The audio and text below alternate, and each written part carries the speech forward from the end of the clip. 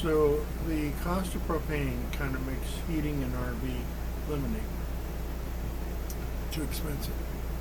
I cook my food with propane, that works. I can heat my water for a shower with propane or do my dishes after I take a shower. And that's not wasting propane. But heating a house, I can go through 5 gallons in 3 days. And at the price of propane, except here in Quartzsite where it's cheaper, kind of, it's better to not use propane for heating. It's cheaper to use, if you're in an RV park, for example, and you've got power, that's just the power. The power bill is cheaper than propane is. So I have 3 quartz heaters. I use 2 of them. One in the bedroom, and I use one here in the living room by the coffee pot, up on the kitchen counter, and it heats up the whole front of the house. So between those 2, and I'm not paying for electricity anyway, I'm managing the park. So between the 2, I've got all the heat I need. If I was out on LTVA, I've got a generator, built in, 4,000 ohms generator. Need a tune-up on it, but I have a generator. I would run the generator at night to run the heaters. I don't worry about the price of gas. And I've got over a half a tank of it right now, and I'm not going anywhere. I'm going to put some stable and some fuel additive to it to kick it up and make sure that it doesn't separate. But, so what I was saying is, it's cheaper to use electric than it is to use propane these days. Seriously. It's like, it is cheaper for me to drive 25 miles to go to Blythe and get my clothes done than it is for me to get them here, get them done here, because I'm right next to the largest laundromat. The whole thing is owned by Jerry. The largest laundromat in Arizona is right here.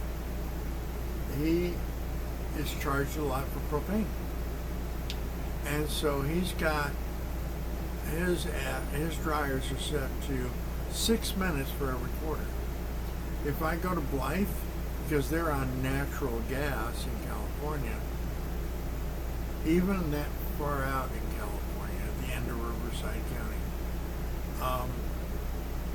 it's 10 minutes for a quarter. So for 75 cents, I can drive for half an hour, versus here, I can only drive for 18 minutes. So I'd rather go to Blythe, get my laundry done, than I would do it here. I may leave here about 4:30 today to do it, just forward the calls from the office over to Michelle. I got to get my laundry done, and I need a day off, kind of thing. So, yeah, I'll just take a half hour off to go get my laundry done. It's pretty, here in Quartzsite right now. It's fall. The weather's fall-like. We got cooler weather, basically. It's cooler during the day, much cooler. During the night, it gets about 60 or 70, something like that.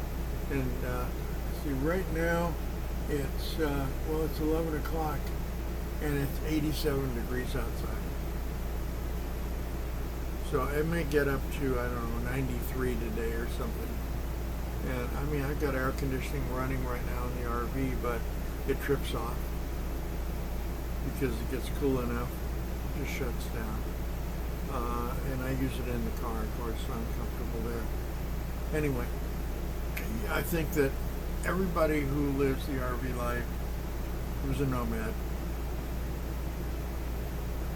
will understand that it's just cheaper to use electric than it is to use propane. And if you've got a generator, see, even if you have like a Ryobi, Predator, Honda, whatever, generator running outside of your RV, as long as you're, far enough away from your neighbors that it doesn't matter, on LTVA land, you can run your generator all night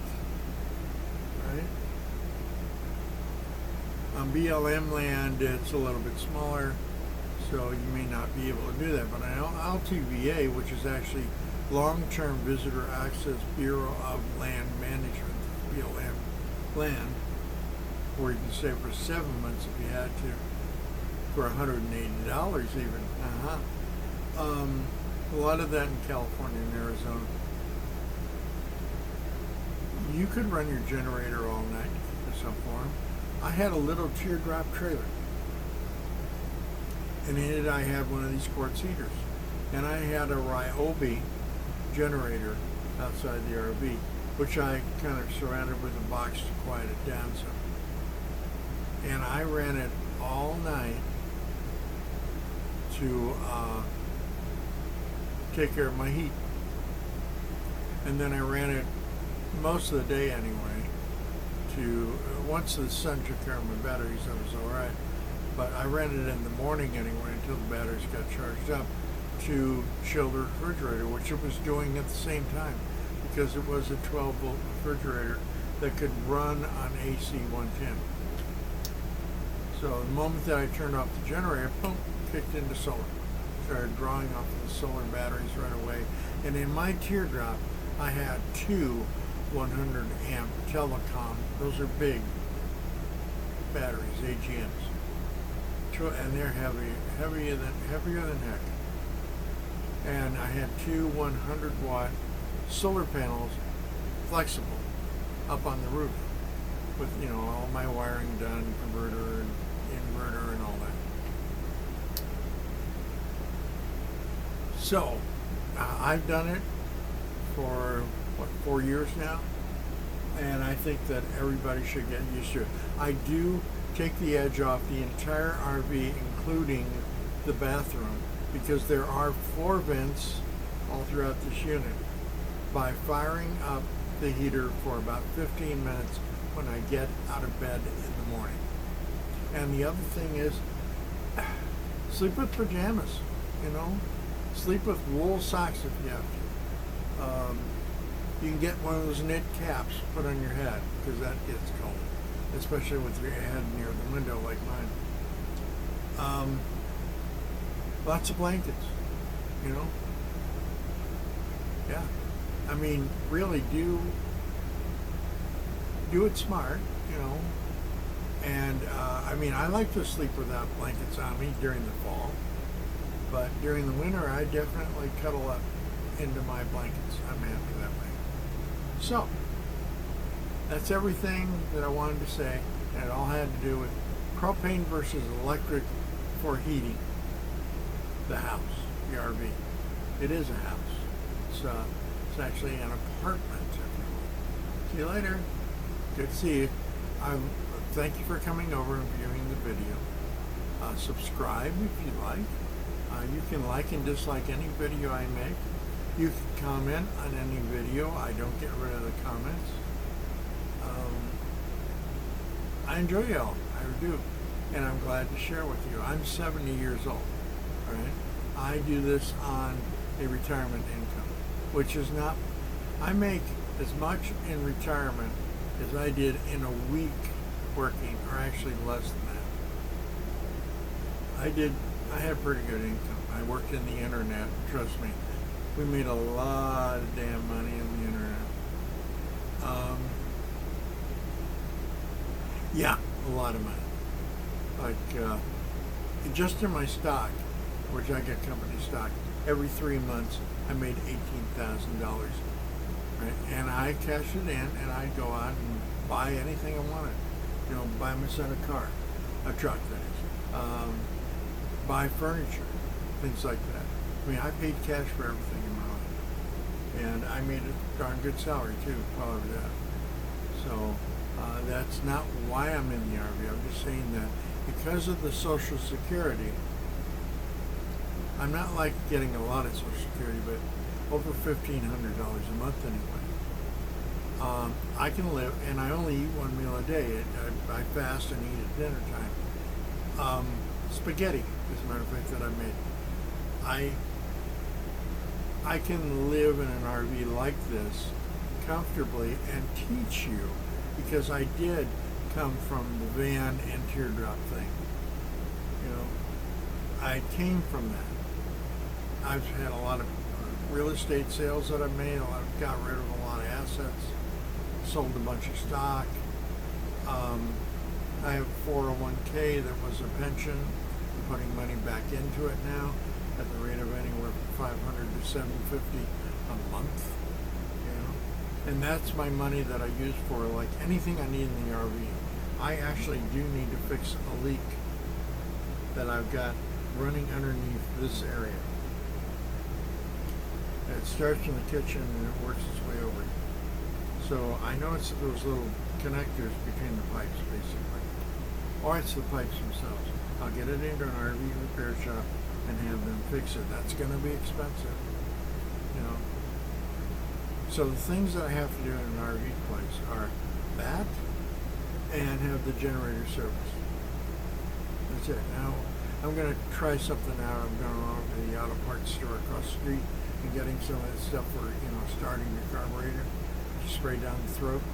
You don't want to spray that into the throat of the generator. If it starts then and then shuts off, it's bad fuel in the line.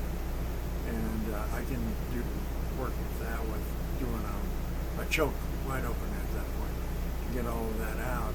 And then it'll run fine, you know.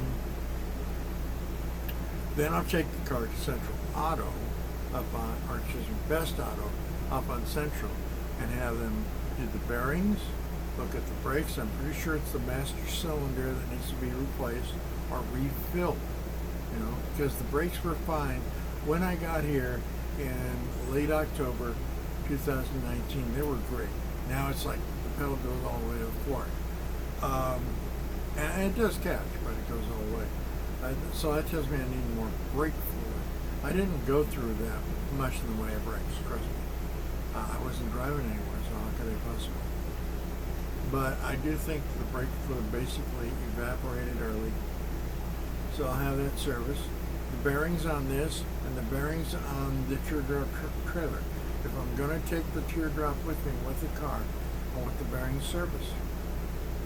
And then when I pull out of this spot, I'll make sure that my tanks are emptied except for the water tank will be full. Disconnect the electric, put the RV parallel to where it is right now, and take that trailer and hook it up on the back, and get one of those little pin things to lock it in place by law.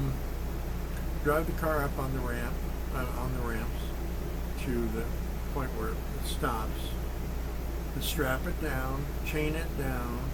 It'll be totally secure, and I'm basically at that point ready to leave. So I'm excited about hitting the road again and joining my friends, hey guys, out there, the tribe, you know, whichever ones I can find from the tribe. I'm there to see you, and I'm going to see more people that are new, and there are wonderful people on the road, and many of them I do watch their videos here on my computer every single day. I got nothing to do unless somebody comes to my door and knocks. So I'm here basically from 9 o'clock till 5 o'clock watching YouTube videos and liking them, sharing them,